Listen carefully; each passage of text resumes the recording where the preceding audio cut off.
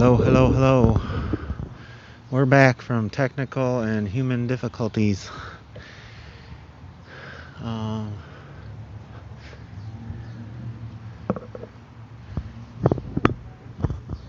Seems like it's working. Sounds clear.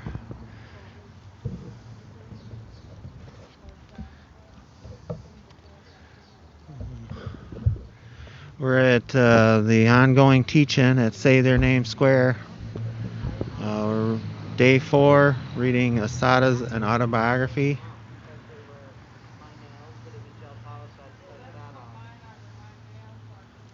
I think we're going to have a different reader.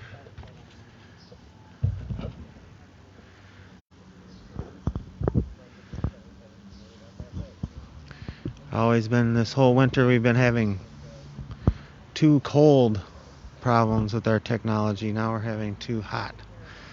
Just like that. So, alright, here comes your next reader.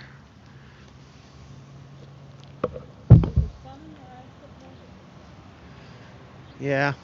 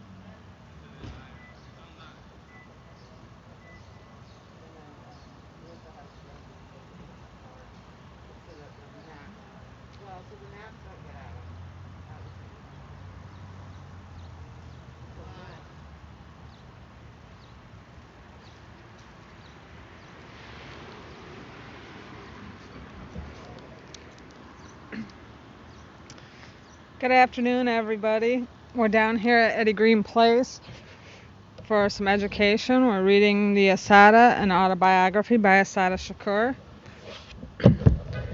We're going to go back just a little bit in chapter 10 and try to pick off where we left off. We weren't sure what happened at the end, but let's see. The job involved a lot of cash and I had to be bonded. When you get bonded, they do a background check on you. The job wasn't too bad. The boss was cool. Oh, hold on just a sec.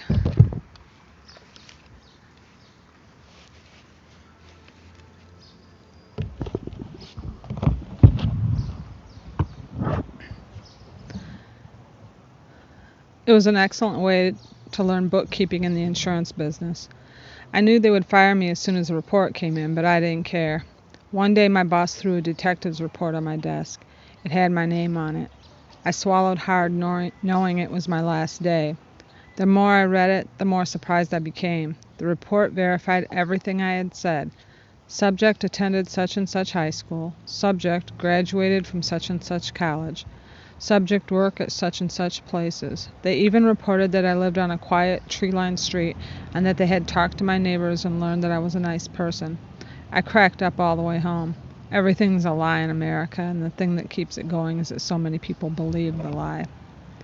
But my patience was getting shorter and my temper was terrible. I was quick to tell people what I thought about them, and I even was surprised by my bluntness.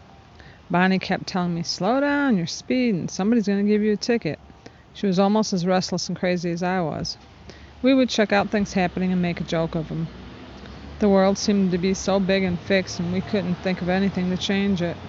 Bonnie encouraged me to stop lying about going to college and go for real. If you're smart enough to fool them, then you're smart enough to play their game.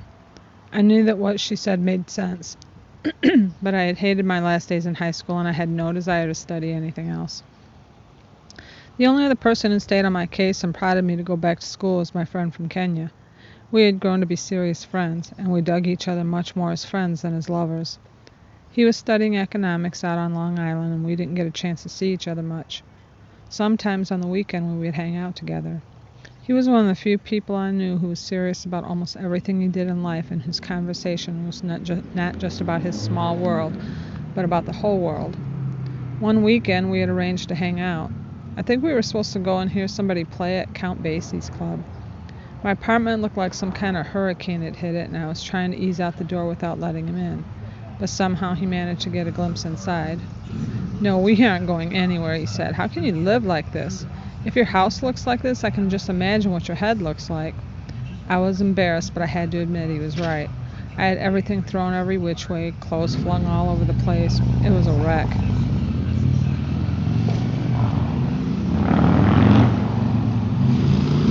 Give that motorcycle a chance to go by. He suggested that instead of going out, he would help me clean up and get organized. "You'll be all right if you just get yourself organized. You can do almost anything you want to do as long as you organize yourself to do it." I decided he was right. It was time to get my life in some kind of order. It was time to take control. Life was like a bus. You could either be a passenger or go along for the ride, or you could be the driver. I didn't have the foggiest idea where I wanted to go, but I knew that I wanted to drive. I decided the first thing I would do was go back to school. I returned home to live with my mother in her new apartment in Flushing, Queens. A poem called Culture. I must confess that waltzes do not move me. I have no sympathy for symphonies. I guess I hummed the blues too early and spent too many midnights out wailing to the rain. Chapter 11. On July 19, 1973, while I was still at the Middlesex County Workhouse, I was brought to the U.S. District Court for the Eastern District of New York and Brooklyn, which has jurisdiction over all federal crimes committed within the counties of Brooklyn and Queens. I was taken there by federal writ to be arraigned on an indictment in which Andrew Jackson and I were accused of having robbed a bank in the county of Queens on August 23, 1971. While there were a lot of indictments against me all over New York State, I didn't even know about that summer. This is one I surely could not have missed, because the bank had surveillance photo taken of the woman holding up the bank with a gun, and was put on wanted posters that were pasted up in every subway station, posted in every bank and post office, and blown up in full-page newspaper advertisements. They hit the streets on August 24, 1971, and remained even after my arrest on May 2, 1973. Under the photo was the name Joanne Deborah Chesmard. Above the photo were the words, "Wanted for bank robbery, $10,000 reward." After the feds took a mug shot of me and fingerprinted me, I was arraigned, pled not guilty, and was returned to the workhouse on the same day.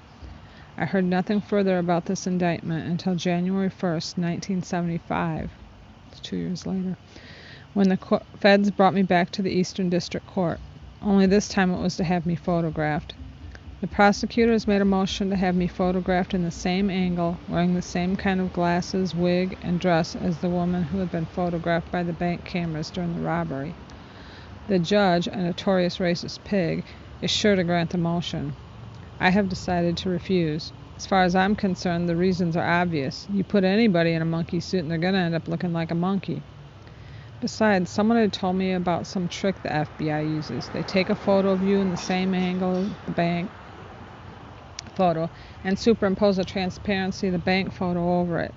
If you are unfortunate enough to have two eyes, a nose, and lips in more or less the same place, you end up looking like the bank robber, no matter what you really look like. When I was arraigned, I had permitted them to take all the photographs of me they wanted, and that, as far as I was concerned, was enough. We enter the courtroom. The judge is on the bench. The courtroom has been rearranged. FBI agents with cameras are standing on top of tables. A group of federal marshals are buzzing around nervously like flies that smell rot. They are waiting for action. Evelyn gets up and says her piece. The judge ignores what she's saying and orders me to be photographed. I refuse, stating my objections as strongly as I can. In a hot second, the marshals and the FBI agents are crawling all over me. They seem to be trying to jerk my head off my shoulders. The judge has ordered that I am to be photographed today, now, and that all the force necessary to take the pictures in the way the FBI wants to take them is to be used. The FBI, the marshals, and I end up on the courtroom floor with me on the bottom. I hear Evelyn in the background. Let the record reflect that marshals are twisting my client's arm behind her back. Let the record reflect that the marshals are choking my client. Let the record reflect that there are 5 marshals manhandling my client. Evelyn goes on and on while marshals twist me, jerk me, strangle me, kick me, and literally try to beat me into submission. The assault goes on and on with Evelyn putting it blow by blow into the record. Finally, it's over. The marshals lead me back into the holding pen.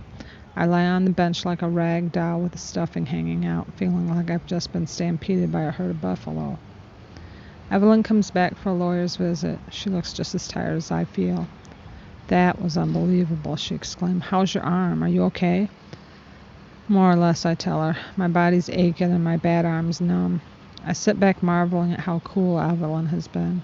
It dawns on me how hard it must be for her to watch what was happening and then calmly put it into the record.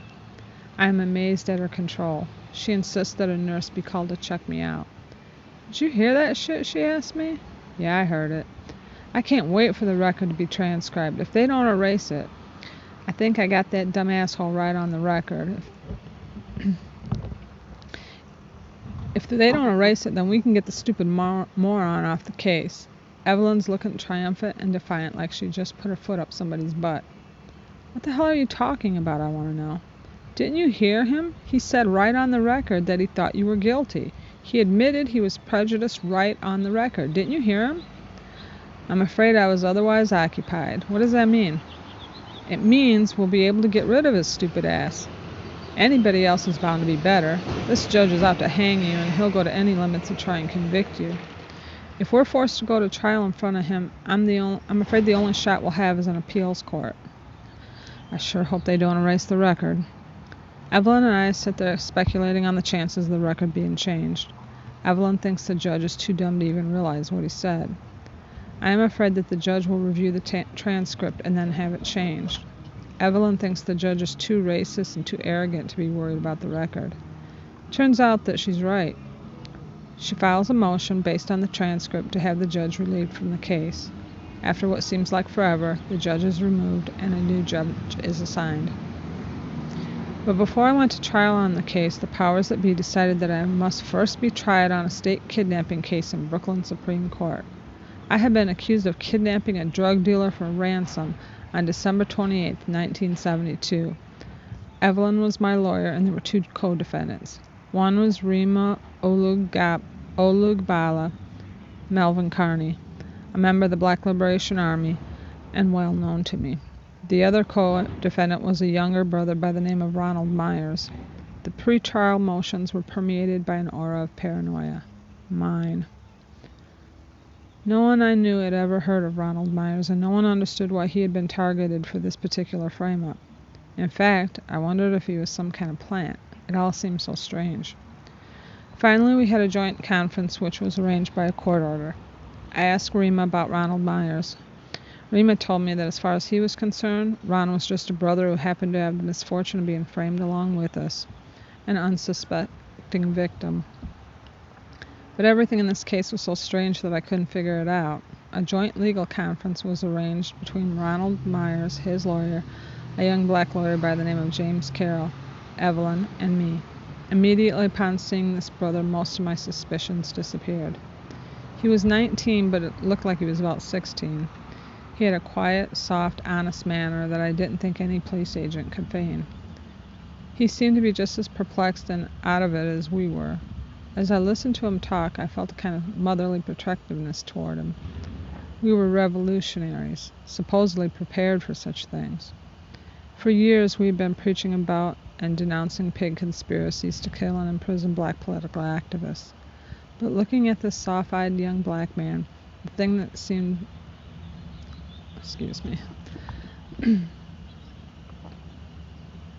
But looking at the soft-eyed young black man, the thing seemed that much more horrible. Those were very cynical days, and we had developed very cynical attitudes to deal with it all. We had become masters at telling bitter, angry jokes about justice and equality and democratic freedom. But seeing this brother awakened such a sense of righteous indignation in us so-called veterans that we were all bitten by a sudden burst of energy. I pored over the discovery material and police records tirelessly. Rima was tense, mysterious, and determined in his manner. We knew that the state was out to get us, and we were more than determined to not let them. The guards came and tore my cell apart. It was very clear they were looking for something. Standing on chairs, kneeling on all fours, they reminded me of bloodhound bitches. They seemed desperate. I tried to speculate on what they were looking for. One of the black guards, who was halfway decent, was looking funny at me. Another guard, who had always been hostile, looked smug. Shortly after they left my cell, I tried to hook up with the wire to see what was going on. Finally, I got the news. Rima Olugbala was dead. He had plunged to his death while trying to escape from the Brooklyn house of detention. The makeshift rope that he was using to lower himself had broken. I felt too numb to do anything or say anything. Some of the sisters helped me piece my cage together. There was nothing to say. Another black man had died trying to be free. Everything was boiling up inside of me. I had to do something, and most of my options seemed absurd. It wasn't what I would like to have done. I didn't say half of what I wanted to say, but I guess it was the best thing I could have done at the moment. I wrote a poem. For Rima Olugbala, Youngblood. They think they killed you, but I saw you yesterday, standing with your hands in your pockets, waiting for the real deal to go down. I saw you smiling your fuck it smile, blood in your eyes, your heart pumping freedom. Youngblood. They think they killed you, but I saw you yesterday, in the playground, black skin, sweaty, shiny, hurling your ball bomb into the hoop, right on target. Won't be no game next time, 'cause you ain't hardly playing.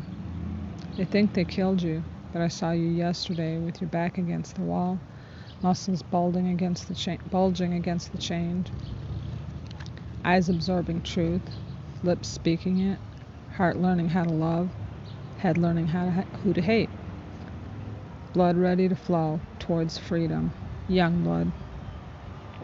Young bloods ain't got no blood to waste, and no syringes on no barroom floors, in no strange lands, delaying other young bloods' freedom. We don't need no tired blood, no anemic blood, no blood clots in our new body. They think they killed you, but I saw you yesterday.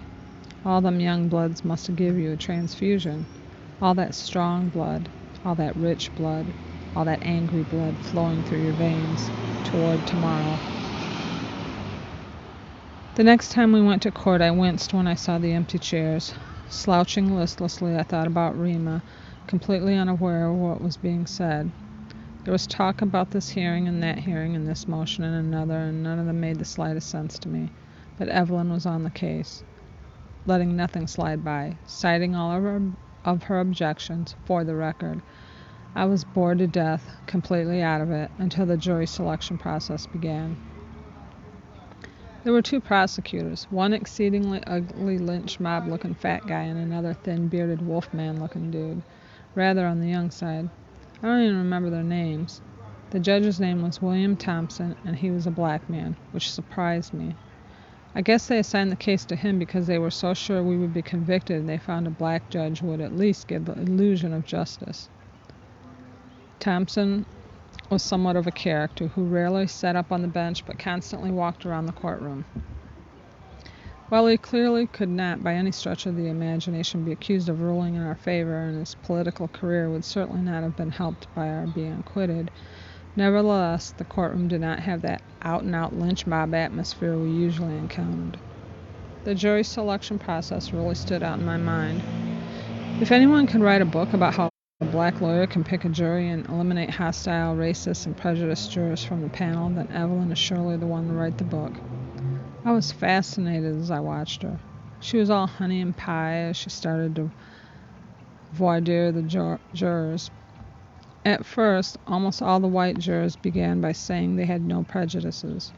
By the time Evelyn finished asking them questions, we learned they had no black friends or neighbors, would object to their children marrying a black person, or they referred to black people as the N-word or some other derogatory name. After a while, many of the whites asked to be excused before Evelyn even asked them any questions.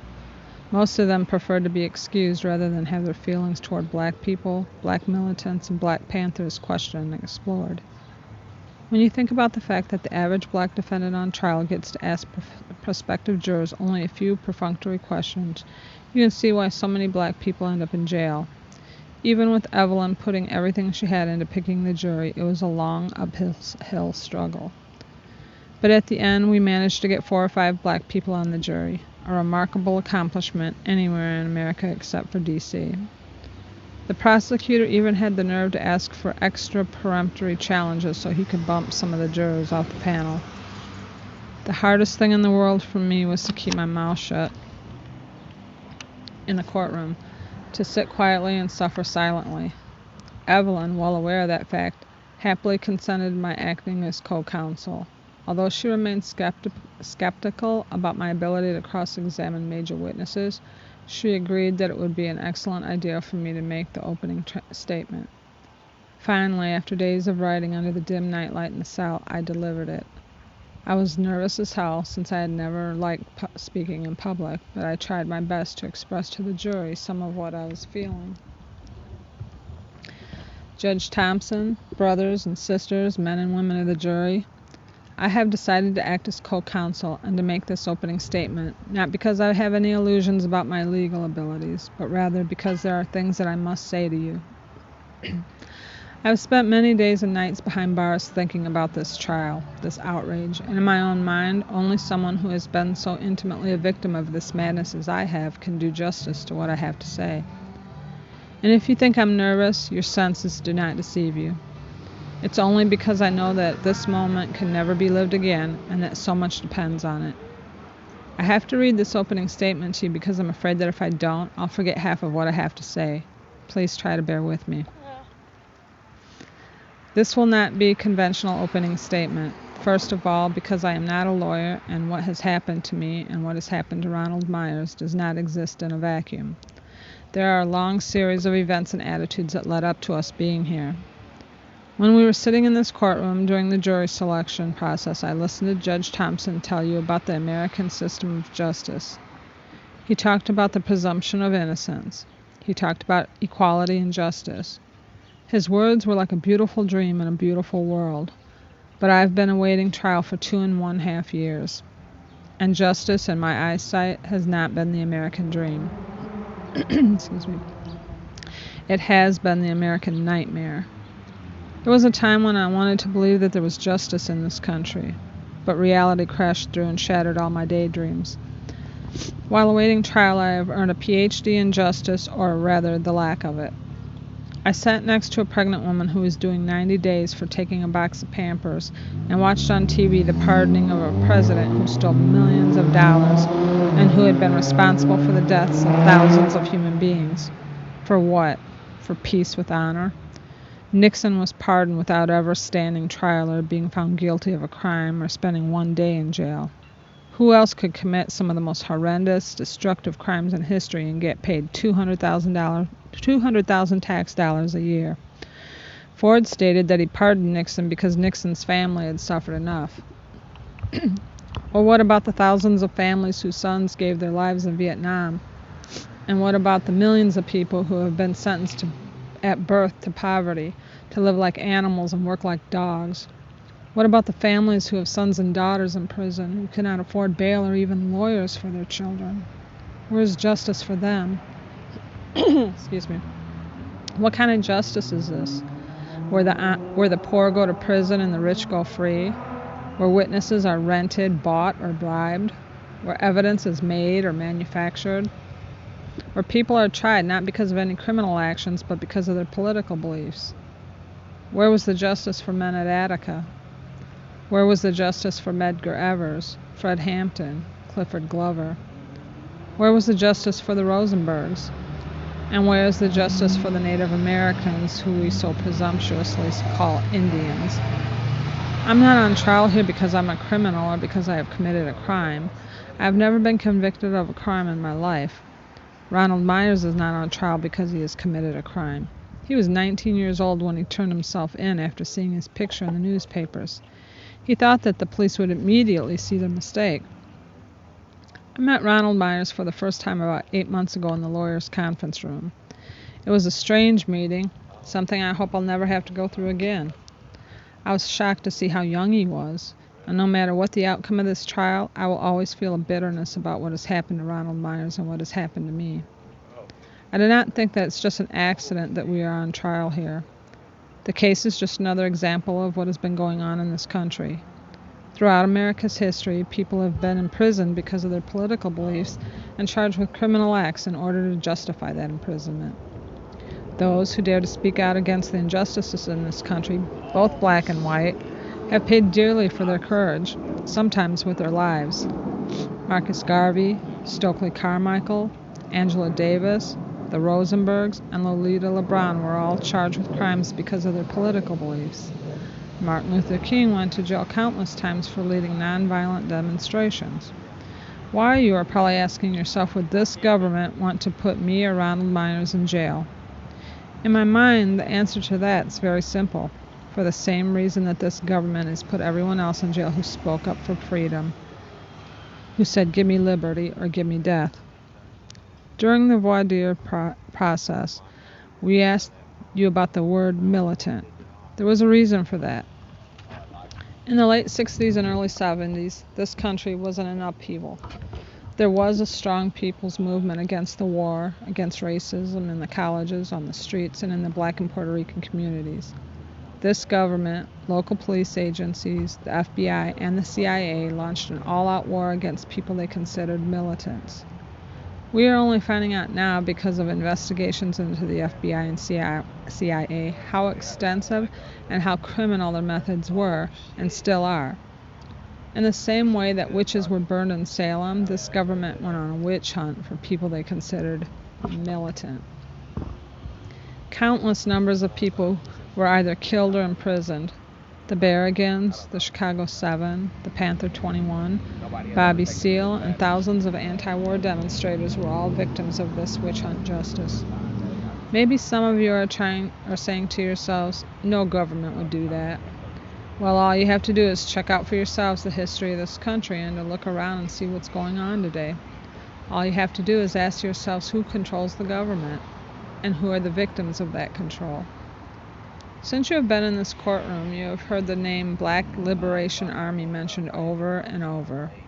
Those of you in the jury have been questioned as to what you have read or seen on television and what your opinions were about the BLA.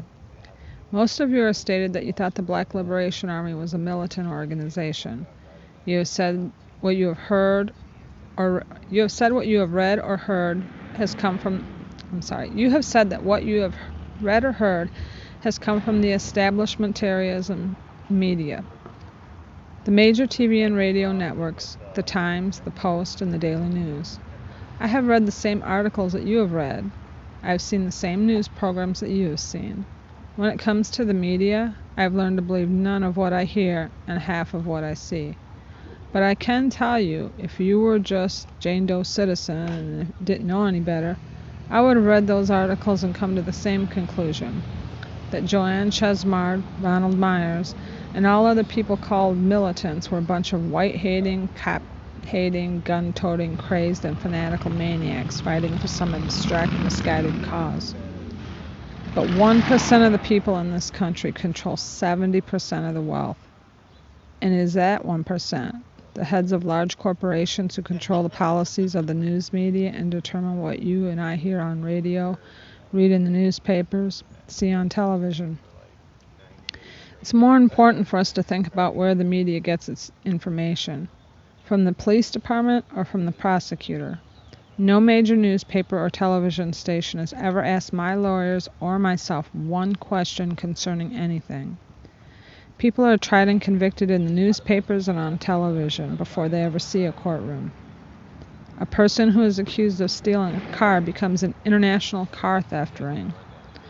A man's accused of participating in a drunken brawl, and the headlines read, "Crazed Maniac Goes Berserk." During the 70s, the media created a front-page headline guaranteed to sell newspapers. The Black Liberation Army, according to them. The BLA was everywhere. Almost every other thing that happened was attributed to the Black Liberation Army. Headlines that are sensational sell newspapers. The media shape public opinion, and the results are often tragic.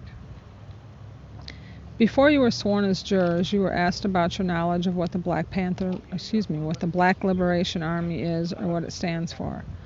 However, most of you did say you believed that the Black Liberation Army was a militant organization. I'd like to talk about that for a moment. The Black Liberation Army is not an organization. It goes beyond that. It is a concept, a people's movement, an idea. Many different people have said and done many different things in the name of the Black Liberation Army. The idea of a Black Liberation Army emerged from conditions in Black communities, conditions of poverty, indecent housing, massive unemployment, poor medical care, and inferior education.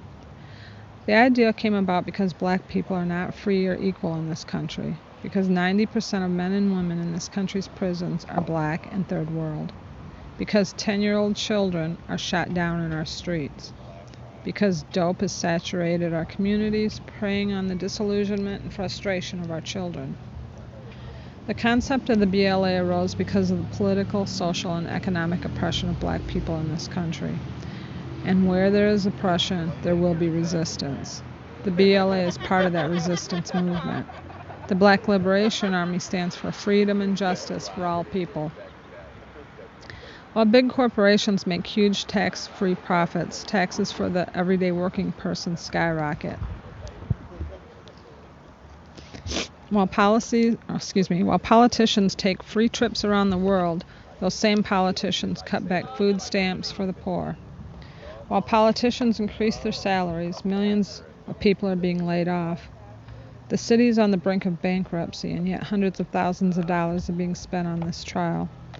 I do not understand a government so willing to spend millions of dollars on arms to explore outer space, even the planet Jupiter, and at the same time close down daycare centers and fire stations. I have read the Declaration of Independence, and I have great admiration for this statement. We hold these truths to be self-evident, that all men are created equal, that they are endowed by their Creator with certain unalienable rights, that among these are life, liberty, and the pursuit of happiness, that to secure these rights, governments are instituted among men, deriving their just powers from the consent of the governed, that whenever any form of government becomes destructive of these ends, it is the right of the people to alter or abolish it, and to institute new government, laying its foundation on such principles and organizing its powers in such form as to them shall seem most likely to affect their safety and happiness. These words are especially meaningful in the year of this country's bicentennial. I would like to help make this a better world for my daughter and for all the children in this world, for all the men and women of this world. But you understand that the BLA is not on trial here. I'm on trial here. Ronald Myers is on trial here, and the charge is kidnapping and armed robbery, where the so-called victim is a drug pusher, a seller of heroin, a man called James Freeman. We live in New York, and it's impossible not to see the horror, the degradation, and the pain associated with heroin addiction. Most of you have seen the staggering numbers of young lives sucked into oblivion, into walking deaths by the use of drugs. Many of you have seen helpless mothers watch their children turn into nodding skeletons whom they can no longer trust, and seen the dreams, the potential of a whole generation of youngsters drain away, down into the bottomless pit of a needle. And these victims also have their victims, the countless number of people who have been mugged, burglarized, and robbed by drug-made vampires who care about nothing else but their poison. We will show you that James Freeman is a liar. We will show you that the other prosecution witnesses are all friends, relatives, lovers, or employees of James Freeman, and that they are liars. You'll see for yourself that they have conspired and that they have been coached. Men and women of the jury, human lives are serious matters.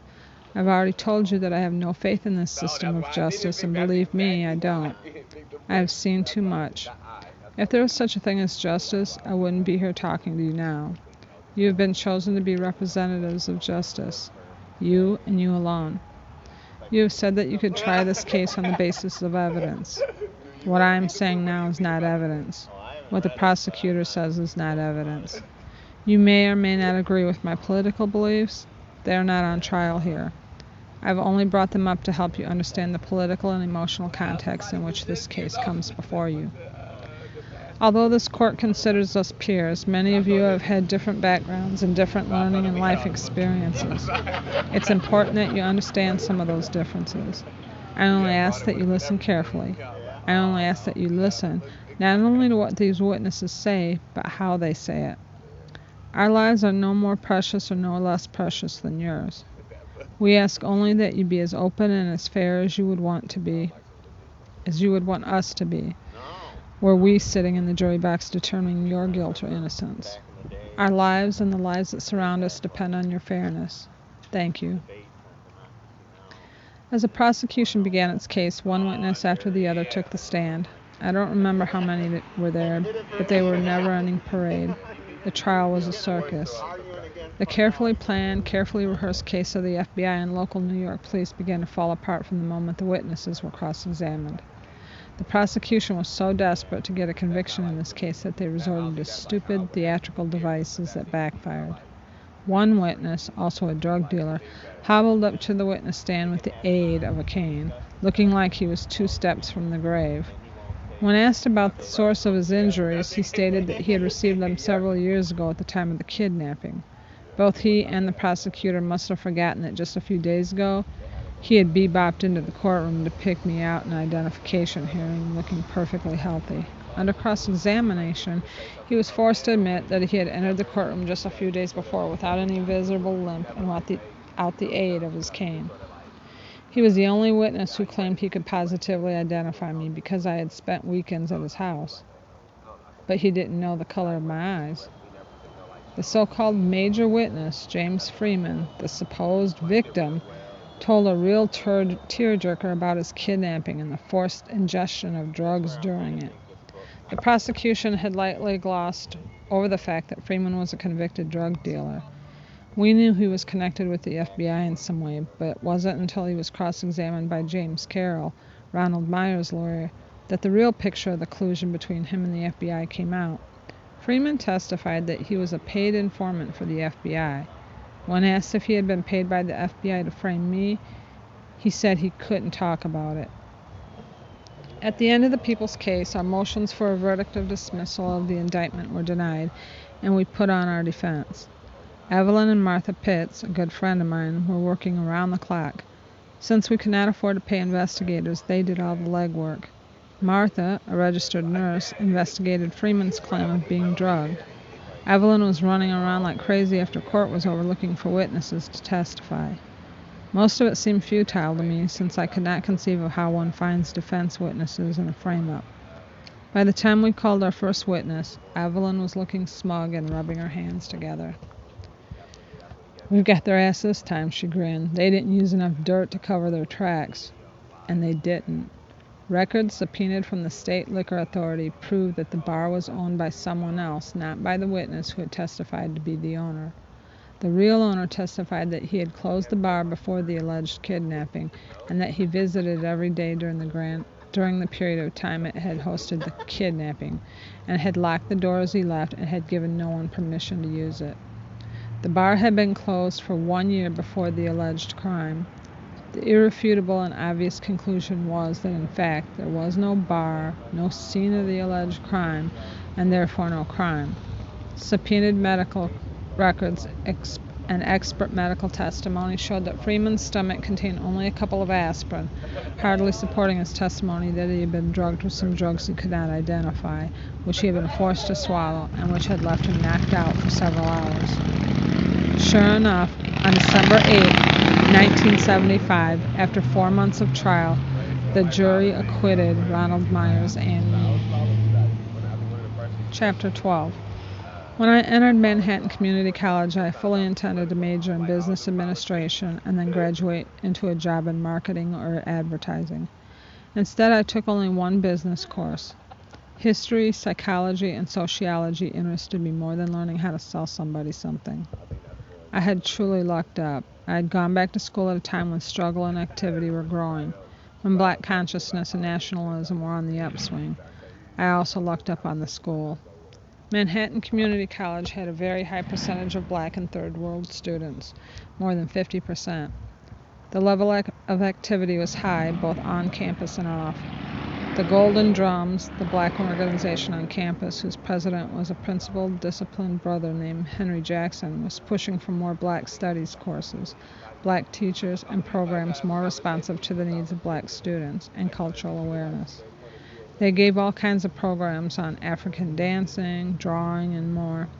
By word of mouth and by the bulletin board, we were turned on to concerts, plays, poetry readings, etc. The Last Poets, a group of young black poets, knocked me out. I had always thought of poetry in a European sense, but the Last Poets spoke in African rhythms, chanted to the beat of African drums, and talked about revolution. When we'd leave their place on 125th Street, I think it was called the Blue Gorilla, we'd be so excited and fired up we didn't even notice the long subway ride home. If I was running myself ragged before I went back to school, now I was flying. I was learning and changing every day. Even my image of myself was changing, and as well my concept of beauty. One day a friend asked me why I didn't wear my hair in an afro, natural. The thought had honestly never occurred to me. In those days there weren't too many afros on the set, but the more I thought about it, the better it sounded. I had always hated frying my hair, burnt ears, a smoky straightening, and the stink of your own hair burning. How many nights had I spent trying to sleep on curlers, bound with scarves that cut into my head like a tourniquet, and afraid to go to the beach, afraid to walk in the rain, afraid to make passionate love on hot summer nights if I had to get up and go back to work in the morning, afraid my hair would go back. Back to where? Back to the devil or Africa? The permanent was even worse, trying to sit calmly while lie was eating its way into my brain, clumps of hair falling out, the hair on your head feeling like someone else's. And then I became aware of a whole new generation of black women hiding under wigs, ashamed of their hair, if they had any left. It was sad and disgusting. At the time my eyes were conked, but the hairdresser said it was relaxed. To make it natural, I literally had to cut the conch off. I cut it myself and then stood under the shower for hours melting the conch out. At last, my hair was free. On the subway the next day, people stared at me, but my friends at school were supportive and encouraging. People are right when they say it's not what you have on your head, but what you have in it. You can be a revolutionary thinking person and have your hair fried up. And you can have an afro and be a traitor to black people. But for me, how you dress and how you look have always reflected what you have to say about yourself. When you wear your hair a certain way or when you wear a certain type of clothes, you're making a statement about yourself. When you go through all your life processing and abusing your hair so it will look like the hair of another race of people, then you're making a statement, and the statement's clear. I don't care if it's the curly conch, latex locks, or whatever, you're making a statement. It was a matter of simple statement for me. This is who I am, and this is how I like to look. This is what I think is beautiful. You can spend a lifetime discovering African-style hairdresses. There are so many of them, and many creative natural styles yet to be invented. For me, it was important not just because of how good it made me feel, but because of the world in which I lived. In a country that's trying to completely negate the image of black people, that constantly tells us we're nothing, our culture is nothing, I felt and still feel that we have got to constantly make positive statements about ourselves. Our desire to be free has got to manifest itself in everything we are and do. We have accepted too much of a negative lifestyle and a negative culture and have to consciously act to rid ourselves of that negative influence. Maybe in another time when everybody's equal and free, it won't matter how anybody wears their hair or dresses or looks. Then there won't be any oppressors to mimic or avoid mimicking. But right now, I think it's important for us to look and feel like strong, proud black men and women who are looking toward Africa for guidance. I wasn't in school but a hot minute when a brother in my math class told me about the Golden Drums. After a couple of meetings, I was hooked. They addressed me as sister, were glad to see me at meetings, worried about how I was making out in school, and were really concerned about me as a person. The subject of one of the many lectures scheduled by the Drums was about a slave who had plotted and planned and fought for his freedom, right here in America. Until then, my only knowledge of the history of Africans in America was about George Washington Carver making experiments with peanuts and about the Underground Railroad. Harriet Tubman had always been my heroine, and she had symbolized everything that was black resistance for me. But it had never occurred to me that hundreds of black people had got together to fight for their freedom. The day I found out about Nat Turner, I was affected so strongly it was physical. I was so souped up on a drill and I could barely contain myself. I tore through every book my mother had. Nowhere could I find the name Nat Turner. I had grown up believing the slaves hadn't fought back. I remember feeling ashamed when we were talked about slavery in school. The teachers made it seem that black people had nothing to do with the official emancipation from slavery. White people had freed us. You couldn't catch me without a book in my hand after that. I read everything from J.A. Rogers to Julius Lester, from Sonia Sanchez to Haki Madhubuti, Don L. Lee. I saw plays by black playwrights like Amiri Baraka and Ed Bullins. It was amazing. A whole new world opened up to me. I was also meeting a lot of sisters and brothers whose level of consciousness was much higher than mine.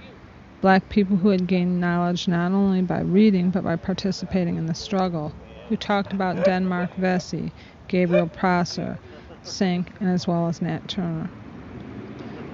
Because they had gone out of their way to learn about our history and our struggle. Many of us have misconceptions about black history in America. What we are taught in the public school system is usually inaccurate, distorted, and packed full of outright lies.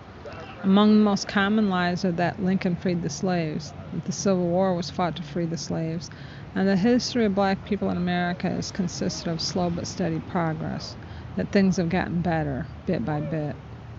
Belief in these myths can cause us to make serious mistakes in analyzing our current situation and in planning future action. Abraham Lincoln was in no way whatsoever a friend of black people. He had little concern for our plight. In his famous reply to editor Horace Greeley in August of 1862, he openly stated, "My paramount objective in this struggle is to save the Union and is not either to save or destroy slavery. If I could save the Union without freeing any slave, I would do it. And if I could save it by freeing some and leaving others alone, I would also do that." Lincoln was elected president in 1860. Immediately afterwards, South Carolina had a convention and unanimously voted to withdraw from the Union. Before he had even been inaugurated, Florida, Georgia, Alabama, Mississippi, Louisiana, and Texas followed suit. In his inaugural speech on March 4, 1861, Lincoln said that slavery was legal under the Constitution and that he had no right and no intention to abolish slavery. He further promised to enforce the Fugitive Slave Act, which permitted Southern slave owners to reclaim their escaped slaves in northern states. Excuse me. What the law actually did was to give any white man with a certificate of ownership the right to kidnap any free black woman, man, or child in the North and force them into slavery. Because of this position, Lincoln received a great deal of criticism from black abolitionists. Ford Douglass, a runaway slave who accompanied Frederick Douglass on his anti-slavery tours in the West, blasted Lincoln's position, saying, "In regard to the repeal of the fugitive slave law, Abraham Lincoln occupies the same position that the old Whig Party occupied in 1852. Here, then, is Abraham Lincoln in favor of carrying out that infamous fugitive slave law that not only strikes down the liberty of every black man in the United States, but virtually the liberty of every white man as well. For under this law, there is not a man in this presence who might not be arrested today upon the simple testimony of one man, and after an ex parte trial hurried off to slavery and to chains." Excuse me. On August 12, 1861, Southern troops fired on Fort Sumter, South Carolina, thus starting the Civil War. The response of the Northerners was electrifying. Millions who had been indifferent or lukewarm to the secession of the South jumped on the bandwagon to defend the Union. But the enthusiasm was short-lived. They already viewed black workers in the North as competitors for their jobs, and the white Northerners, for fear of losing even more jobs to the blacks, refused to enlist in sufficient numbers for the North to win the war. When the draft law was enacted, tens of thousands of white workers in New York City took to the streets and brutally beat and murdered every black person they could find. It has been estimated that between 400 and 1,000 blacks were killed as a result of the so-called New York draft law riots. Draft riots and murder of blacks also took place in other northern cities. Lincoln had originally opposed blacks fighting in the Civil War, stating, "I admit that slavery is at the root of the rebellion, and at least it's sine qua non. I will also concede that emancipation would help us in Europe. I grant further that it would help somewhat at the North, though not so much. I fear as you and those you represent imagine. And then, unquestionably, it would weaken the rebels by drawing off their laborers, which is great importance. But I'm not so sure we could do much with the blacks. If we were to arm them, I fear that in a few weeks arms would be in the hands of the rebels." That's from History of the Negro Race in America, Volume 2, page 265. Northern whites were more than happy at the prospect of black people fighting in the war.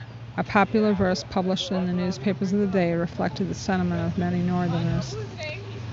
"Some say it's a burnin' shame to make the niggers fight, and that the trade of being kilt belongs but to the white. But as for me, upon me soul, so liberal as we are here, I'll let Sambo be murthered in place of myself on every day of the year." Excuse me just one moment, I just want to get a drink of water.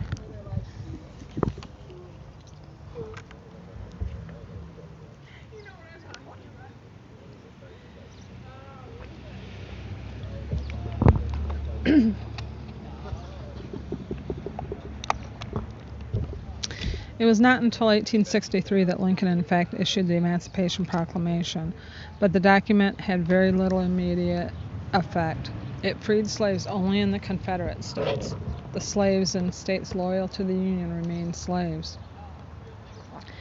Lincoln clearly did not believe black people could live in the U.S. as equal citizens. In the Lincoln-Douglas debates, he stated, "If all earthly power were given to me, I should not know what to do as to the existing institution.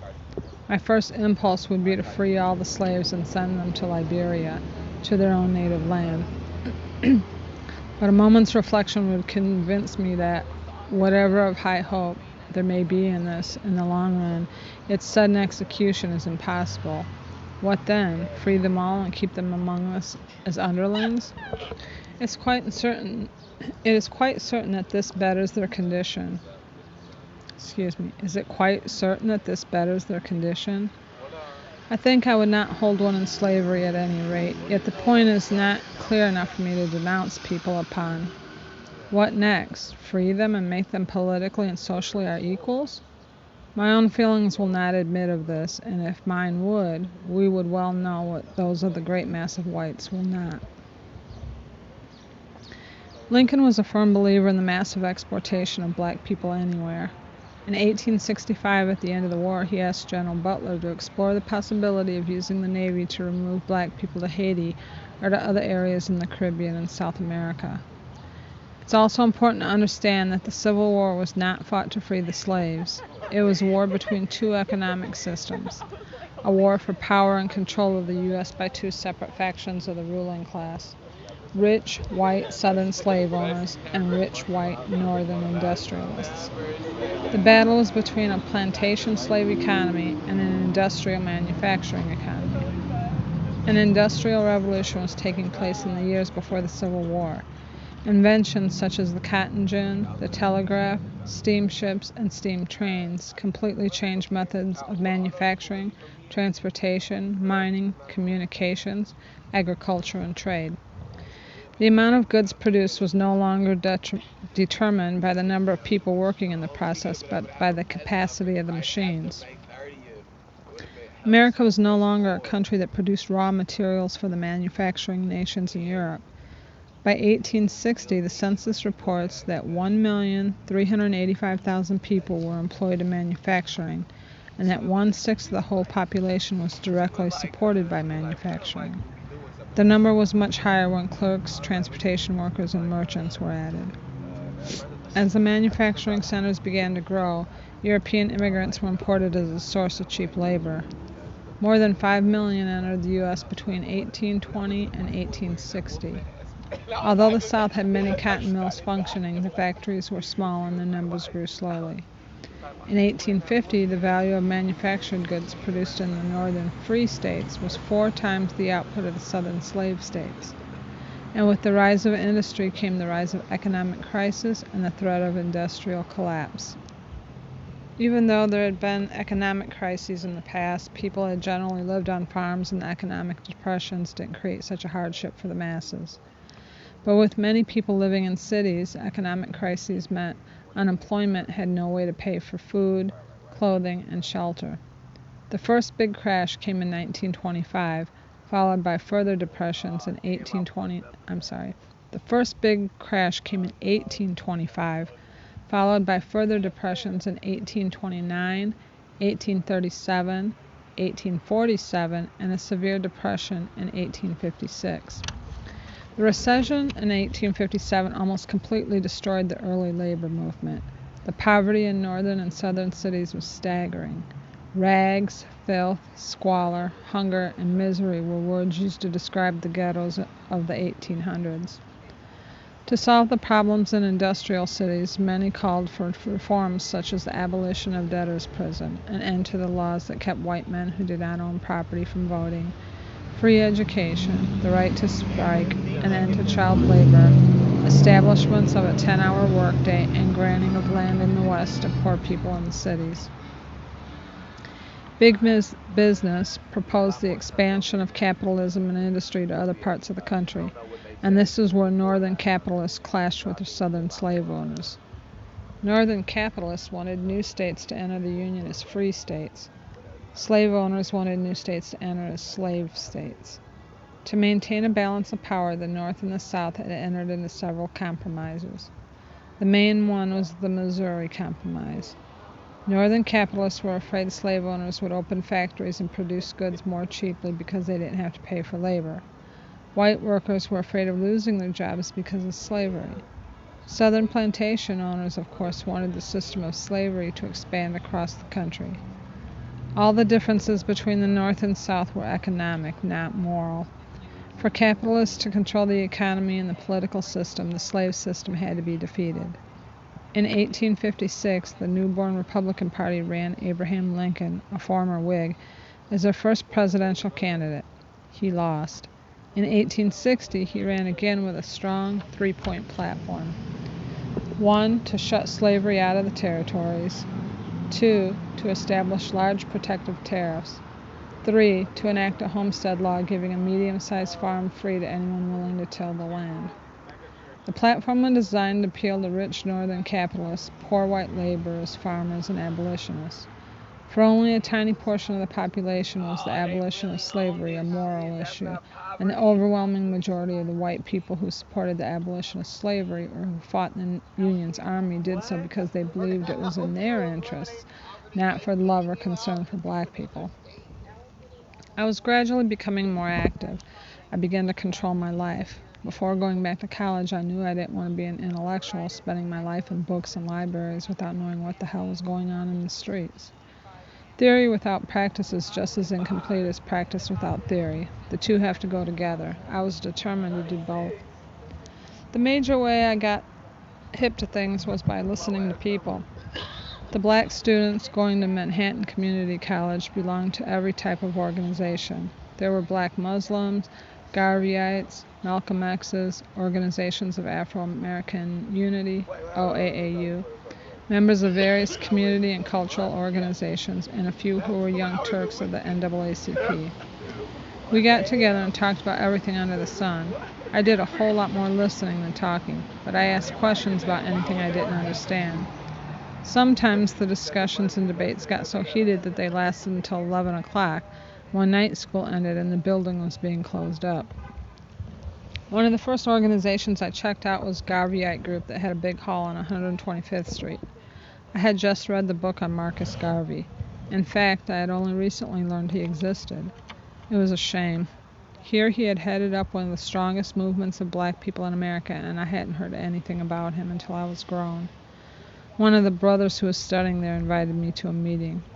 The meeting was upstairs. There seemed to be hundreds of chairs in the room. I arrived a little early and hardly anyone was there. I spotted the brother who had invited me, and he introduced me to the 10 or 15 people already there. We sat around in a little group talking and waiting for the others to arrive. They never came.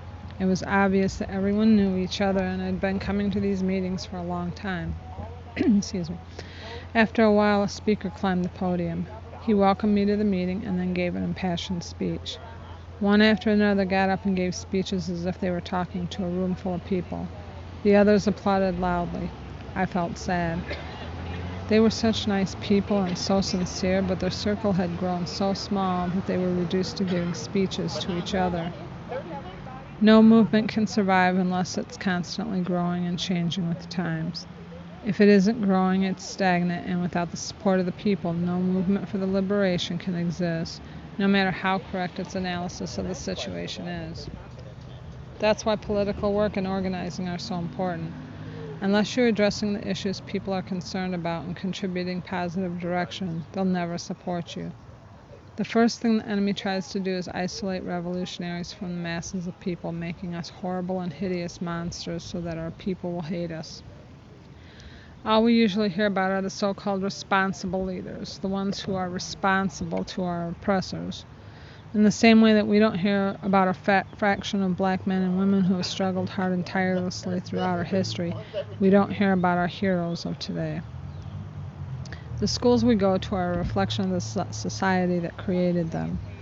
Nobody's going to give you the education you need to overthrow them. Nobody's going to teach you your true history, teach you your true heroes. If they know that knowledge will help set you free. Schools in America are interested in brainwashing people with Americanism, giving them a little bit of education, and training them in skills needed to fill the positions the capitalist system requires. As long as we expect America's schools to educate us, we will remain ignorant. The parents in the Ocean Hill-Brownsville section of Brooklyn, like black parents all around New York at that time, were pushing for control of the schools in their communities. They wanted a say in what their children were taught and how the schools were run and in who was teaching their children.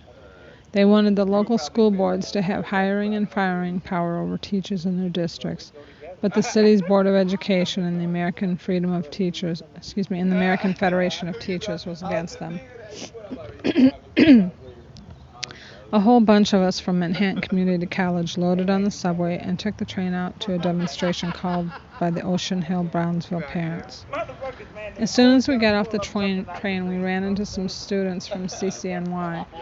It seemed like the whole train had been heading for the demonstration, and it was just the kind of demonstration I like. An energetic sea of black faces, proud, alive, angry, disciplined, upbeat, and most of all, with that sisterly, brotherly kinship that I loved. Several of the parents spoke to the crowd, along with the black principal the parents had insisted on hiring. A black teacher, head wrapped in a gali, talked about the importance of black people controlling our schools. She made sweeping gestures with her bangled arms as she spoke. Everybody dug what she said. We were all high on the atmosphere. It seemed like a kinetic dance was boogieing in the air. When it was over, I hated to go home. There aren't too many experiences that give you that good, satisfied feeling and that make you feel so clean and refreshed as when you're fighting for your freedom. Most of us felt that taking control of our neighborhoods was the first step towards liberation. We sat in the subway station tripping. When a train did come, we just let it pass. First we would take control of the schools, then we would take control of the hospitals, then we would take control of the colleges, the housing, etc., etc. We would have community control deployment, welfare centers, and city, state, and federal agencies. Hold on for a minute, somebody said. Where are y'all going to get the money to run all that stuff? We'll take commodity control of the banks, someone else answered. You better take control of the army, too, because those banks aren't going to just let you take their money lying down. We'll take control of the political institutions in our community. Then we'll take control of the congressional seats, the Senate seats, the city council seats, the mayor's office, and every other office we can take control of. We'll take control of the political offices so we can allocate money to the people who need it. You're all just wishing and hoping, someone said. You can control the social institutions and the political institutions, but unless you control the economic and military institutions, you can only go but so far. Everyone just sort of got quiet, thinking, well, what are we supposed to do then? Just sit back and do nothing? Fighting for your community control is just the first step. It can only go so far. What you need is a revolution. Everybody started talking about what the brother had said. We were all confused, but we were all enthused. That was the one thing I dug about those days. We were alive and we were excited and we believed that we were going to be free someday. For us, it wasn't a matter of whether or not. It was a question of how. We always started out talking about reform and ended up talking about revolution. If you were talking about anything except a few little jive crumbs here and there, reform was just not going to get it. I was long past the day when I thought the reform could possibly work, but revolution was a big question mark. I believed with all my heart that it was possible, but the question was how. I had heard a lot about the Republic of New Africa, and I promised myself to check it out. The provisional government of the Republic of New Africa advocated the establishment of a separate black nation without the U.S. to be made up of what is now South Carolina, Georgia, Alabama, Mississippi, and Louisiana. At the time, I thought the group was kind of wild and far out, but I got a good feeling being around them, and the idea of a black nation appealed to me. The first time I attended a Republic of New Africa event, I drank in the atmosphere and enjoyed the easy audacity of it all. The surroundings were gay and carnival-like. A group of brothers were pounding out Watusi, Zulu, and Yoruba messages on the drums. Groups of sisters and brothers danced to motherland rhythms until their skins were glazed with sweat. Speeches were woven between songs and poems. Vibrant sisters and brothers with big afros and flowing African garments strolled proudly up and down the aisles. Bald-headed brothers wearing combat boots and military uniforms with leopard skin epaulettes stood around with their arms folded, looking dangerous.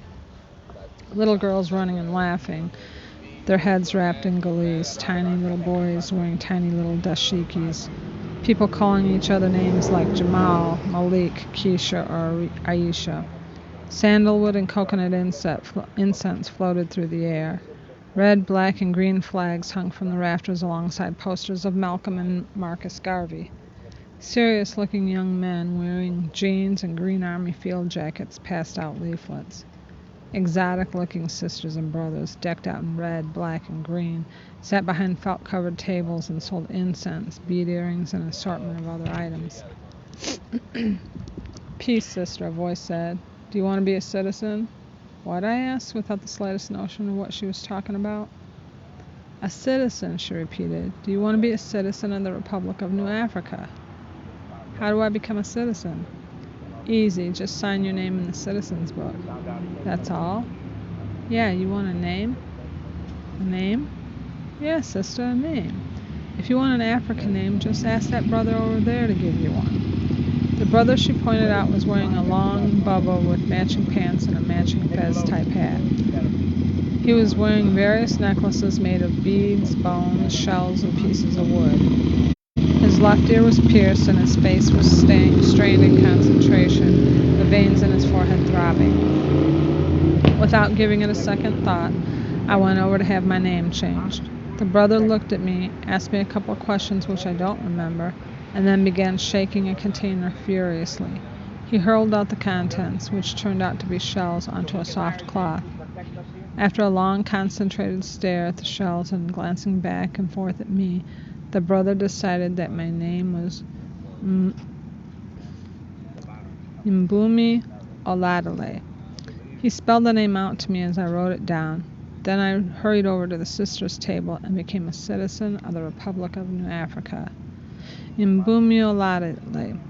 I liked the way it sounded, soft and musical, kind of happy sounding. I filed my new name away in my pocketbook and continued sucking in the atmosphere, tripping out on the idea of a black nation in Babylon, a nation of black people smack dab in the middle of the belly of the beast.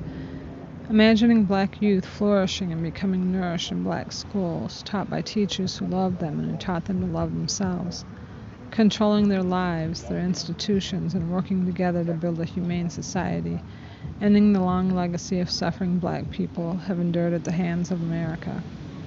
My mind spaced out on the idea, and in a minute I was imagining red, black, and green buses, apartment buildings with African motifs, black television shows and movies that reflected the real quality of the black life rather than the real quality of white racism.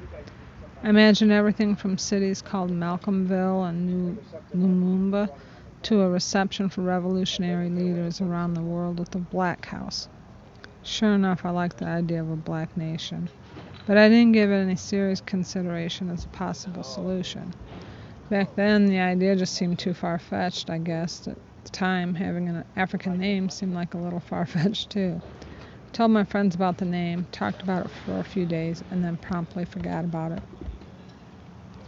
It wasn't until years later, after college and more revolutionary activism and marriage, that I began seriously thinking I had changed a lot and moved to a different beat.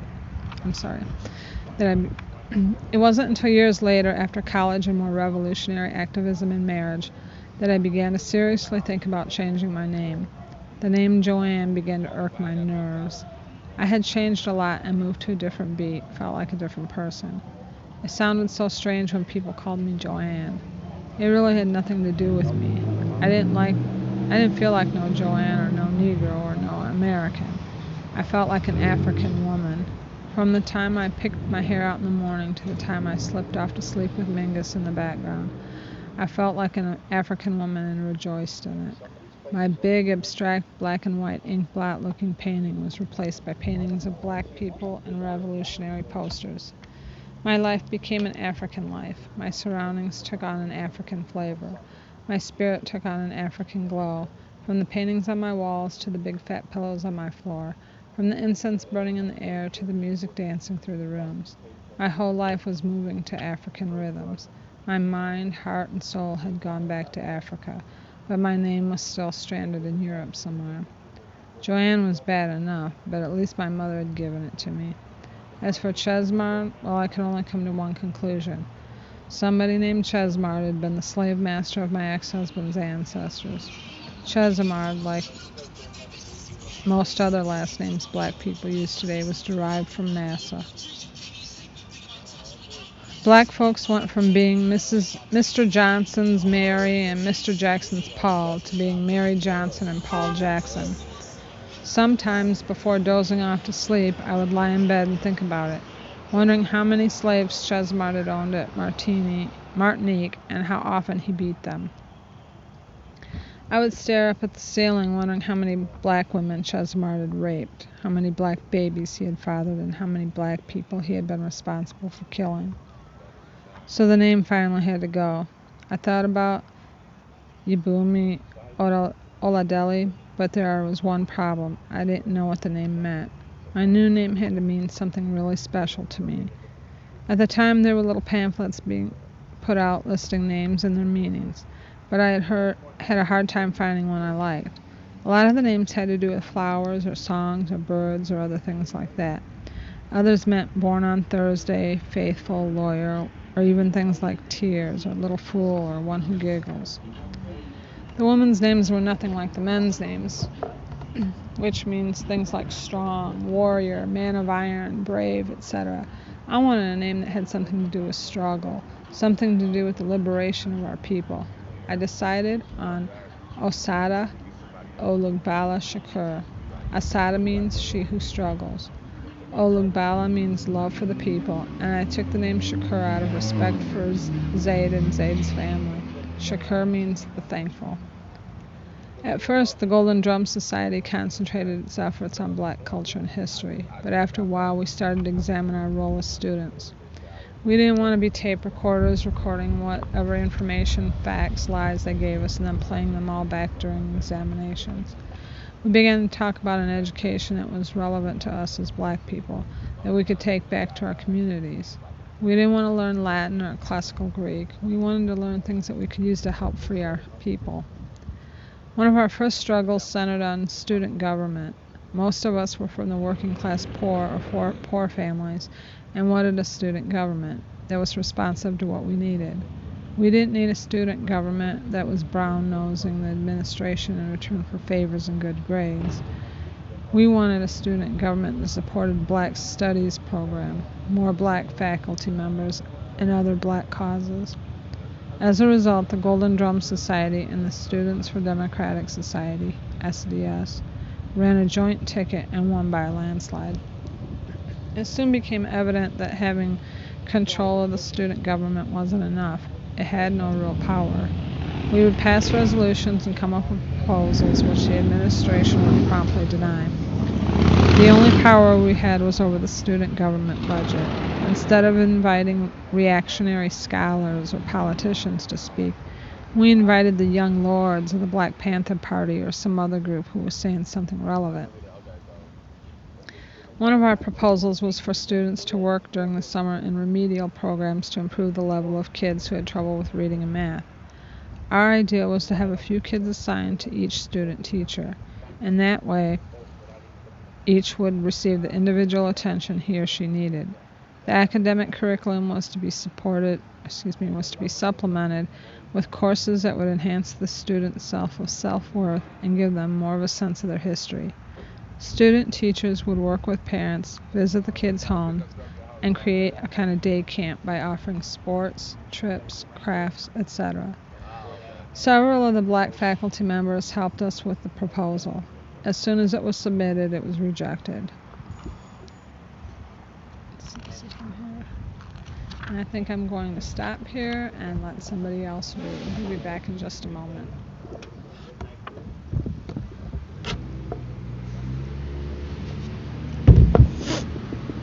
I got you. You good? Yeah. I'm going to tell you where I left off. I'll pick it up. No, I'm going to tell you where I left off.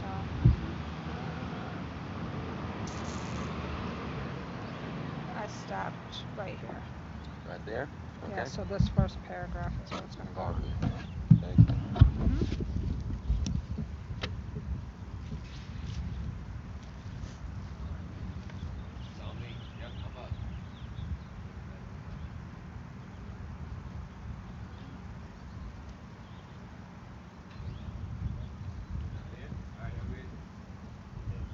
I'll let you, all right? I will.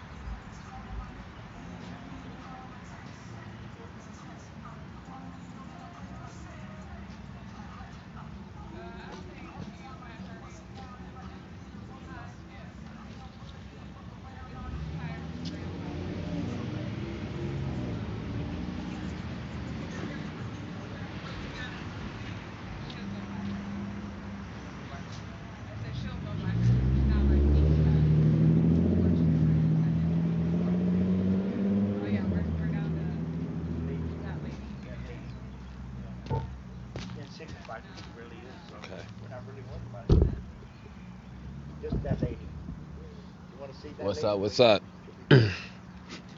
Woo! Oh my goodness, this is crazy. This heat finna change my whole dynamic of how I've been living out here. All right. Get used to it. Get used to it. It's coming. I see. We're sitting near you. I see. Okay. All right. I have not read today. So what I'm gonna do is do a little rundown of events. Speak about what we doing down here, what we got going on. Okay. First off, if you are watching this, share this video, share this video, share this video, share this video, share this video. That need to be the mindset. Anytime you see these videos on your timeline, go share it. Every time you pick up your phone on Facebook, go to the May 30th Alliance page and share the live. That's the most current live. Okay, so that's what I need people to do. Share this video. Secondly, what I need people to do is I need people to participate. We need people to participate. Every day of this month, we are reading a different book, and we are reading these books and speaking about how these books correlate with the issues that we are facing in Rockford, Illinois as a community today. Each week has a different overall concept. The first week's overall concept is police terrorism and mass incarceration. The second week's overall concept is racial injustice. The third week's overall concept is organizing and demonstrating. Okay, so and then the fourth week's overall concept is going to be a history of Rockford, Winnebago County, and Illinois history, and speaking about things that have happened here specifically, and then tying all of these things in together, and then figuring out ways that we can start organizing and mobilizing and building power, so we can start addressing these issues and fixing some of these things. Okay. We are reading Assata, an autobiography. So I'm going to pick up where the last reader left off at. And this, I haven't read from this yet, so this will be new to me. Again, as I'm reading through this, I'm going to express my thoughts and how I feel that these issues interrelate to what it is that we are facing as a community in Rockford, Illinois right now. Uh, The administration claimed there was no money. A small investigation into finances, aided by some concerned black and white faculty members, revealed that the president of the college was living in a house rent-free, that taxpayers were also providing him with chauffeur and maid services, and that student fees, which had not been spent in previous years, were being invested on the stock market. A rather strange financial picture was emerging. After we made some of our investigation results known to the administration,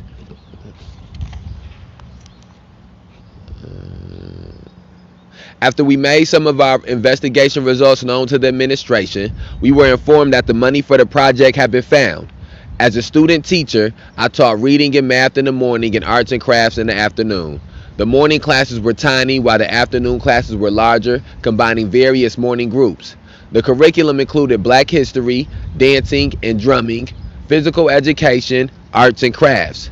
In addition to reading and math, there was an excursion every Friday afternoon. My mother thought my teaching, reading, and writing was a joke. My spelling is terrible and my skills in mathematics are limited to 2 and 2 equaling 4. To prepare myself for the day's lesson, I had to study just as hard as the kids. My students shocked the hell out of me. Through conversation, it was obvious just how bright they were, yet they scored way below their grade levels in reading and math. There was such a big contradiction between the intelligence they exhibited in class and their test scores that I didn't know where to begin. The books we had to work with were Reader's Digest like textbooks that I couldn't even imagine using. I didn't even want to read those things, and I knew sure as hell that my students wouldn't want to use them. So every day, I took the vocabulary out of those books and wrote a little story, something I thought the students would find interesting, typed it on a stencil, and ran it off. I brought all kinds of books to school for them to read, and as long as they found the books interesting, those students would read until the cows came home. I was learning just as much as the kids. I found it oppressive playing teacher all the time, so every day I rotated the thing around. Everybody got to be teacher for a while.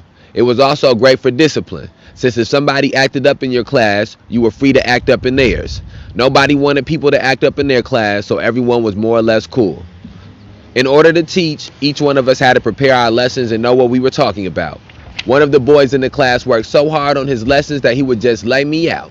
I don't know where he is now or what he's doing, but if he isn't a teacher, it's a damn shame because he would have been a great one. He would cut out pictures and even make up math games for us to play. My class in the afternoon was usually exhausting. Clay, paint, paper mache over everything and everyone, especially me. The first days of that class, I wanted to do nothing but go somewhere and have a good cry. On the first day of the arts and crafts class, I had nothing really prepared, so I asked everyone to draw themselves. I thought the I is lowercase. I wonder why I never seen an I lowercase like this before. I don't think it's not. I don't know. It's just weird. Ain't that weird? I is lowercase sometimes. Oh, yeah. I right here. So I. Yeah, there's some typos in there. Oh, okay. I was just wondering. Okay, sorry about that. Random thought. Uh, On the first day of the arts and crafts class, I had nothing really prepared, so I asked everyone to draw themselves. When I looked at the drawings, I felt faint. All of the students were black, yet the drawings depicted a lot of blonde haired, blue eyed little white children. I was horrified. I went home and ransacked every magazine I could find with pictures of black people. I came in early the next day and plastered the walls with pictures of black people. We talked about what was beautiful. We talked about all the different kinds of beauty in the world and about all the different kinds of flowers in the world. And then we talked about all the different kinds of beauty that people have and about the beauty of black people. We talked about our lips and our noses. We made African masks out of clay and paper mache, made African sculptures, painted pictures of black people, of black neighborhoods. Over the summer, I felt the classroom changing. The kids were changing, and so was I. We were feeling good about ourselves and feeling good about being with each other. Okay, so again, one of the things that I think is important for us to do as we are reading and going through these books is to cross-reference the information being presented to us in these books and look at the things that are our realities now. And this is something that is still a very relevant still a very true reality. The standard of beauty is still a European standard of beauty, or is still a white American standard of beauty, and a form of educating somebody. Let this car go by.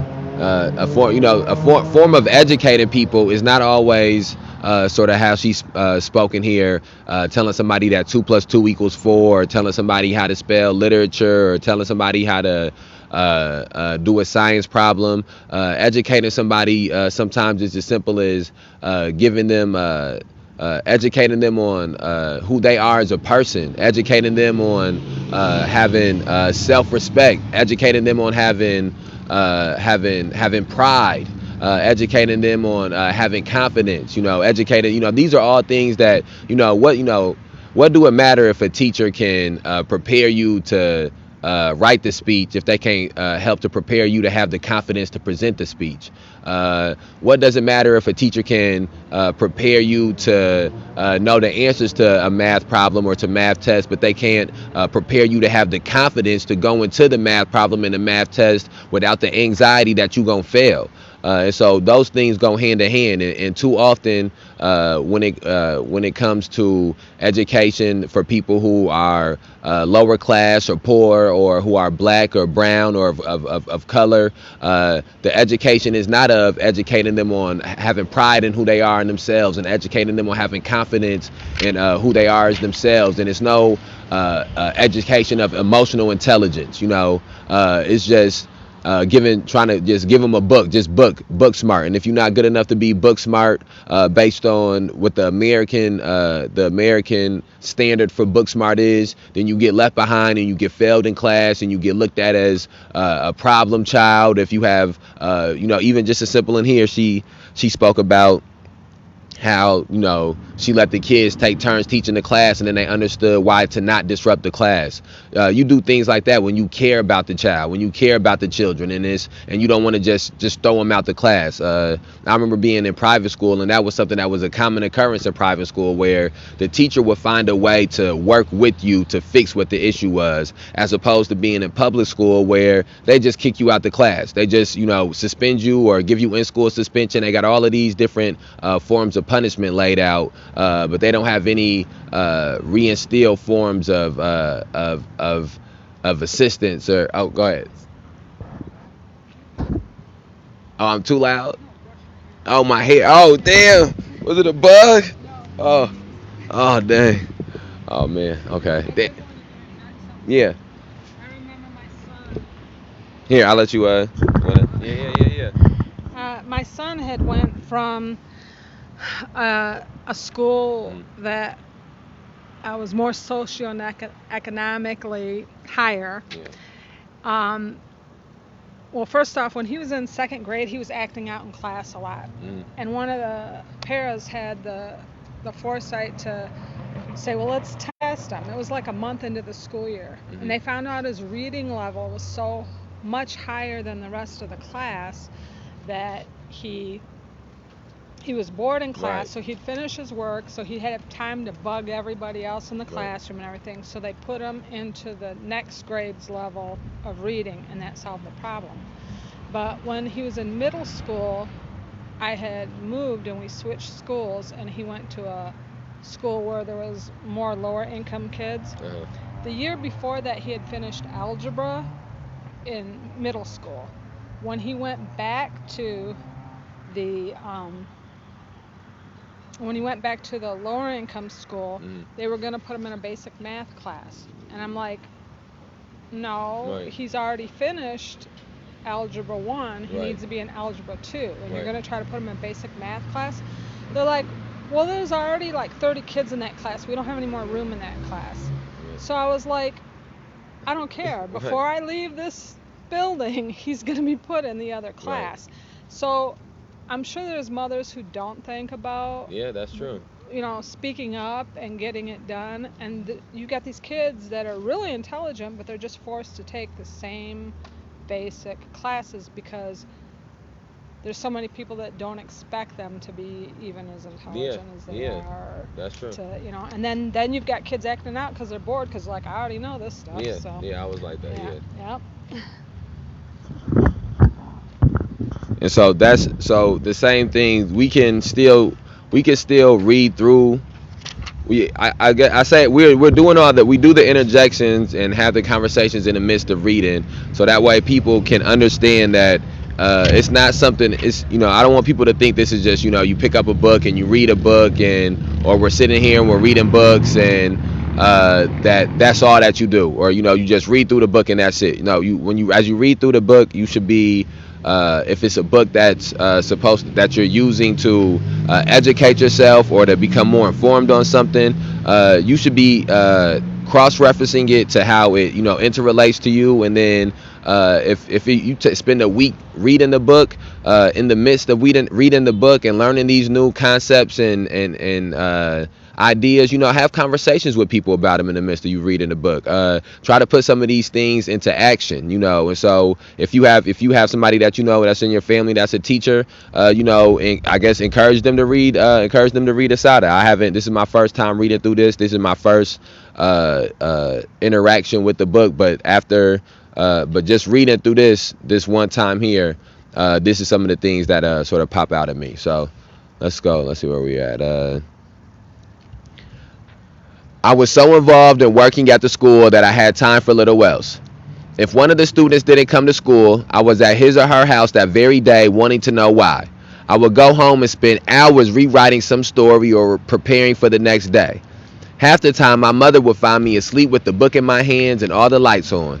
I love working with the kids and I love teaching. My mother helped me quite a lot and we grew closer than we had ever been before. I thought about becoming a teacher, but decided against it. For the first time, I became aware of what my mother had been going through all those years trying to teach in New York schools. Most of these principals are caught up in bureaucracy and force the teachers to be caught up in it too. They care more about what the teachers have written in their plan books than what they are actually teaching in the class. My mother was working in an environment where white teachers often showed a hostile, condescending attitudes towards black children, and where some teachers thought of themselves as zookeepers rather than teachers. And that's also something. Excuse me, sorry, I want to. But that's also something that, for me, was a vastly different experience from being in private school to public school, and then even just certain teachers' classes that I had within public school, where there is a certain mind state where certain teachers feel like they're there to teach children and to teach kids and to try to help these kids and to try to insert themselves in these kids' lives for beneficial and positive reasons and productive reasons. And then there's other teachers who do feel like they're zookeepers or do feel like they're keeping up a jail or feel like they're trying to keep the inmates in order or keep the asylum in order. And so And I think that's more of the school to prison pipeline mentality that we're speaking about. When the teacher feels more like a correctionals officer or a CO inside of a classroom than they feel like a teacher, then that's when we get to a place where they start institutionalizing these children to feel like inmates. Institutionalizing, I mean, the school system's already set up like that. But anyways, as much as I loved working with kids, I knew that I could never participate in the board of education kind of teaching. I wasn't even into I wasn't teaching no black children to say the Pledge of Allegiance or to think George Washington was great or any other such bullshit. That fall, and let me add that too. Yeah, none of them. That's facts. The fact that let's get into this. Here we go. We dive into it. We get into it. We got time. So let's talk about this. It's a school here, Thomas Jefferson High School. It is people who consider themselves proud black men, proud black women, proud black folks who are sending their kids to a school named after a slaveholder. And I'm not sitting here condemning them, because I went to Jefferson High School. My mom went to Jefferson High School. What I'm saying is we have to start thinking about the contradictions that we continuously live with.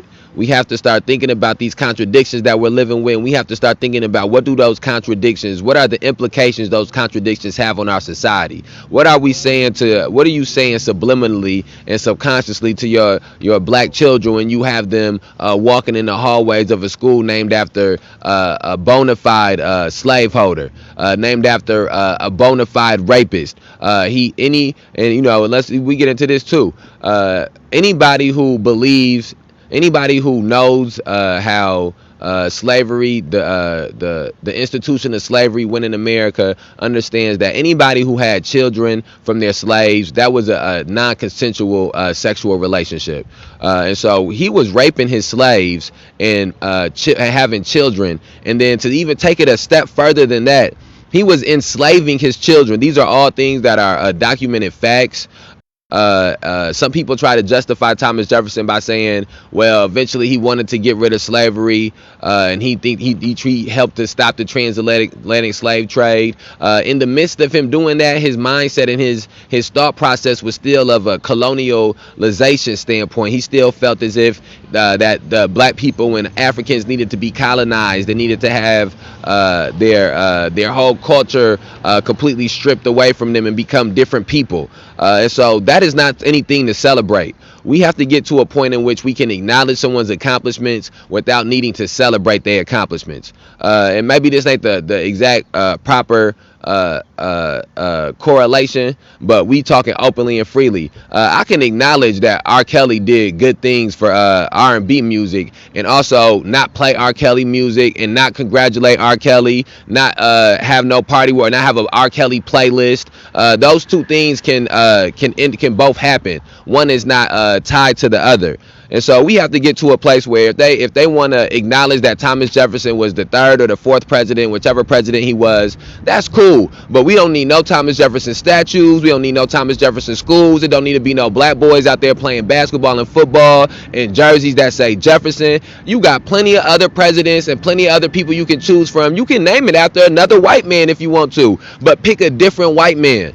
And so we have to get to that place. We got to get to that place. Also, once we can get there with Thomas Jefferson, then maybe we can get people to start getting there with Abraham Lincoln. It shouldn't be no school named Lincoln Middle School. It shouldn't be no black kids getting shipped off to Abraham Lincoln Middle School.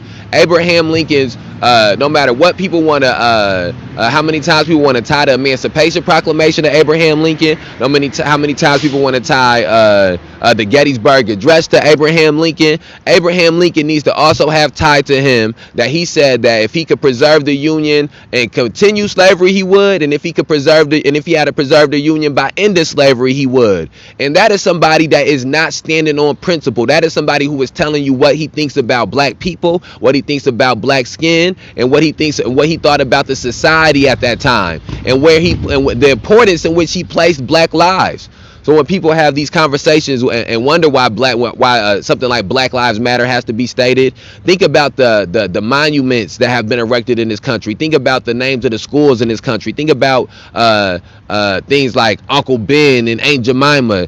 Think about the connotations that all of these things have and continue to have, and that will answer the question why people feel the need to specify that Black Lives Matter. Because for too long, even just from the passage that we reading right here, these black children, when it was time for them to draw portraits of how they seen themselves as white, because the society has told them that to be white is to be right. To be white is what the standard of beauty looks like. That blonde hair and blue eyes is what it means to be American. So then you cannot be surprised when after generations and generations of these kind of connotations being pushed into black children, that it gets to a point where a generation comes up and they want to make sure to stand on something like Black Power or stand on something like Black Lives Matter, because they've had to watch their ancestors be told that there is no power in being black, because they've had to watch their ancestors told that lives don't matter if they're black.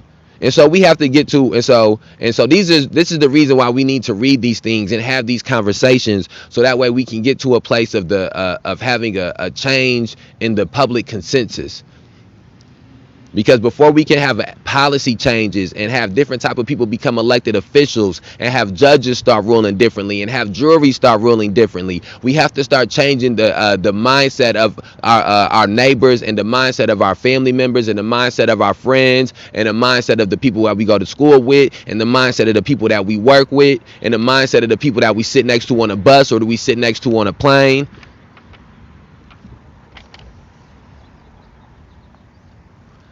That fall, the level of activity on campus surpassed anything that we had dreamed of.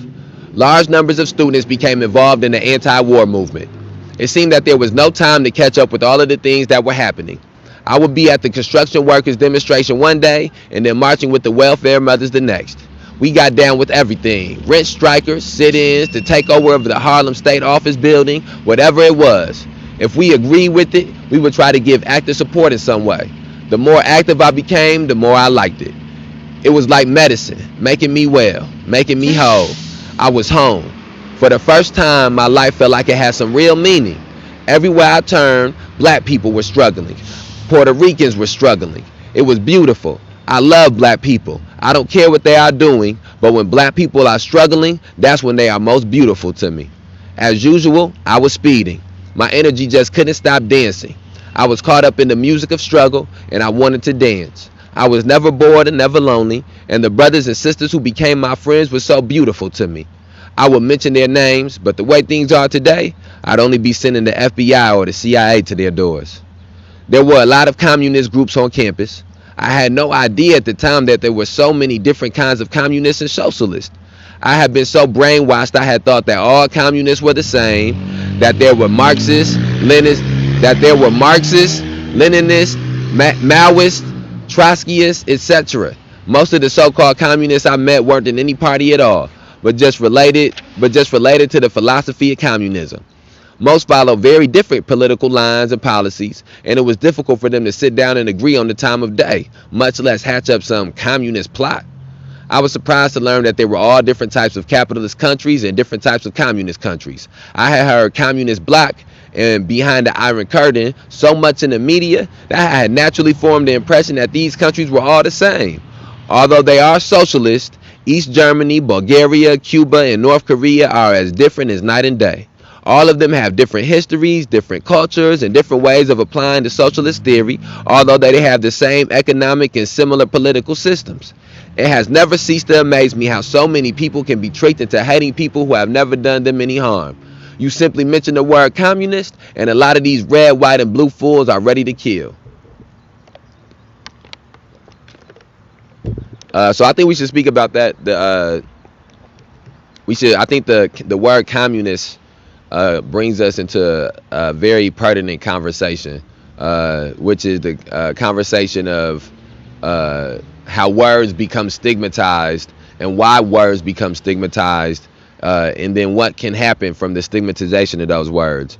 And so the word communist became, I can remember being a kid in middle school and high school, and they'd tell you somebody was a communist, and that just basically meant that they was evil, that they was bad, and I couldn't tell you why that meant that, but it had been so correlated to negativity in history books that by the time I could even get to a place to try to form my own opinion about communism, I had already been, institutionalized to think, communism is bad, communism is negative, and the fact that that can happen, and that can happen for multiple people. I think that even I'm reading her talk about going to college and whatever year that this is, and she's talking about for her that she was awakened to the concepts of the complexity of communism by interacting with these people, and that based the same thing that based on the institutionalization, she thought, in propaganda, she thought that all communism was the same, and all communism had the same connotations to it. And so we have to understand that that is something that the media does in correlation with the governments. When they perceive an idea to be a threat, they stigmatize that idea, and they stigmatize that ideology, and they stigmatize words that may, have connotations to that ideology. It's happened with protesting. This country was built, the fact that the Boston Tea Party can be taught in every high school, and every middle school, and every elementary school as a staple of the American society, and simultaneously people who protest can be who are vilified, people who loot are vilified, or people who riot, quote unquote, are vilified, let you know not only the contradictions that this country operates on, thus this educational system must operate on, but it also lets you know how deeply something can be stigmatized, and how well it can be stigmatized. Think about that the inception of this country, part of the inception of this country was through protesting. The one black person who has a holiday after him is Martin Luther King Jr., who was a known protester, who went to jail multiple times for protesting, and yet and still, when people protest, they are vilified. Yet and still, the word protesting has negative connotations to it. Yet and still, people protest and they are arrested. People were arrested over the summer for the exact same things that they are celebrating Martin Luther King Jr. for in February. Yeah. Yeah, and like it was just pointed out, that most people think that protesters are rioters and looters, and that goes into the idea of the same thing with stigmatization. All of these different connotations get stuffed into this one word. That works like that when a newspaper has a picture of a store burning and it says protest in whatever city. And so now people see the word protest in whatever city, and they see something burning, and they correlate those two things together, whether they understand it or not. People see 14 people arrested, 14 protesters arrested, or 10 protesters arrested, or something like that on May 30th, and then somewhere within the news article, the person writing the article uses riot, or talks about looting later on, or something at some point in the article, and then all of these things become bunched in together because the stigmatization of the word makes it so that people don't even speak about the complexities of what something means. Nobody teaches, and high schools aren't teaching about protesting or teaching about demonstrations. People aren't teaching you the reasons that people were arrested in Selma, and the concepts and the motivations. I mean, it's as simple as the fact that it's people who were upset because in the local businesses were losing money because of the city market protest, and vendors were losing money because of the city market protest, and people were upset because of that. And if anybody understands what protesting is and understands demonstrations, they understand that you are supposed to anchor protest with some type of financial boycott. The Montgomery bus boycott cost the city of Montgomery all types of money. They got to a point where certain buses stopped running.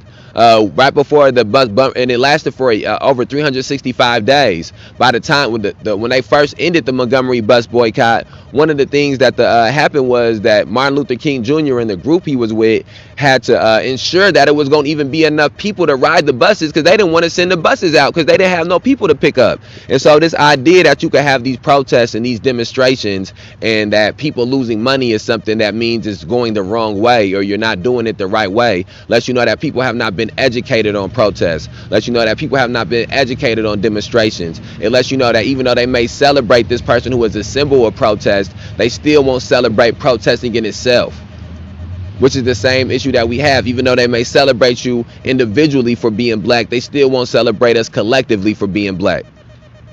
All right, there's something in the headphones. I'm gonna end it and start another one. Uh, wait, I don't know how to end it. It's Terry's. Oh, finish it.